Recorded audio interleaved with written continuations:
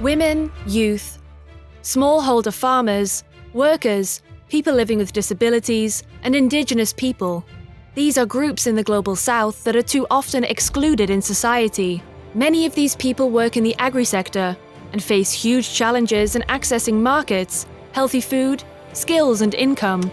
Their rights are often neglected or violated by governments and companies.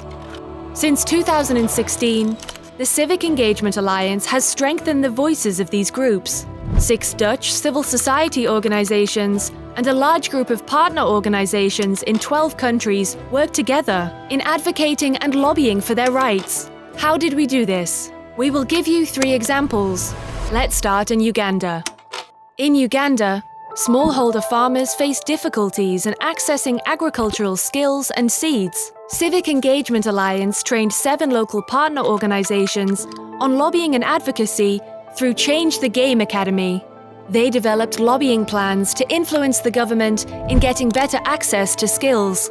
As a result, the government recruited 5,000 agriculture extension workers who can train farmers on agri-skills. Another result is that seed outlets were set up to provide local farmers with quality seeds. Now, let's go to Guatemala. In Guatemala, young people in rural areas, especially women and members of indigenous groups, face difficulties in finding decent work. Access to education is difficult, and violence is common. Given the lack of opportunities and increased vulnerability, migration becomes one of the few options young people see. The Civic Engagement Alliance brought youth organizations, including labor unions, together to empower them in advocacy on issues which are in a youth's interest, such as employability.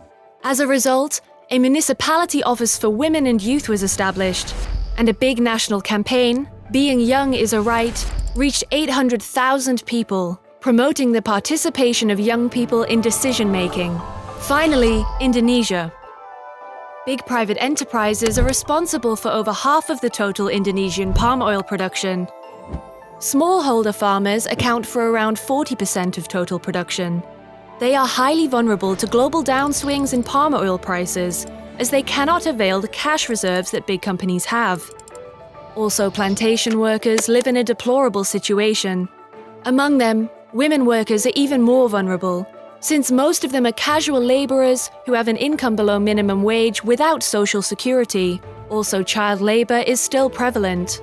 Civic Engagement Alliance set up dialogues in multi-stakeholder platforms with labor unions, government, and private sector actors. This has resulted in an increase in income for plantation workers, access to health insurance, and support for child-friendly villages, in which children's rights are better protected. What do these smallholder farmers, plantation workers, youth, and women have in common? The world.